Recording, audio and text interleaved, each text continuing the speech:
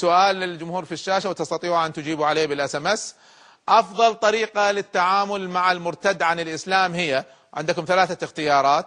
الاختيار الأول الحوار فقط، الأسلوب الثاني القتل، والأمر الثالث أو الخيار الثالث أن القضاء هو الذي يقرر. بالنسبة للشباب الذين معي في الاستوديو، لو تكرمون ستشاركوني في هذا الاستطلاع الذي سنبني عليه تكملة الحديث مع ضيوفنا. للمسلم الحرية في أن يبدل دينه، نعم ولا لا؟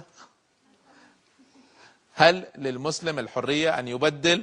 والنتيجة جاءت كالتالي: 24% من الشباب قالوا نعم من حقه أن يبدل دينه، و76% من الشباب قالوا لا. أستاذ جميل، دكتور جميل، معظمكم شباب ولا تؤمنوا بالحرية. مسألة من حق كل مسلم أن يغير دينه كما يشاء، ولا يمكن لأي قوة أن تقف في هذا، لأن هذه حرية ضمير. لا تستطيع أن تتدخل بين الناس وضمائرهم. اتكلموا، اقنعوا، حوار، ولكن لا تجبروا على هذا.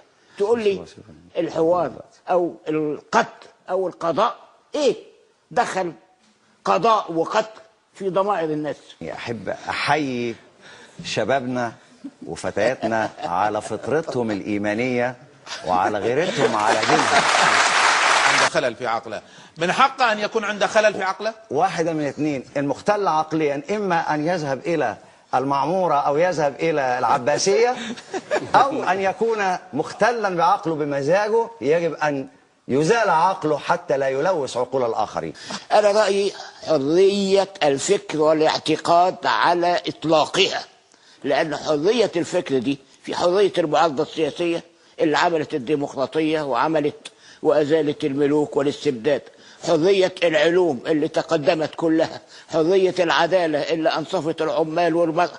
حرية الفكر لا تتجزأ، وحرية أهم حاجة هي الاعتقاد، لأنها تتعلق بالضمير، فلا يمكن أن نضع قيدا عليها مطلقا.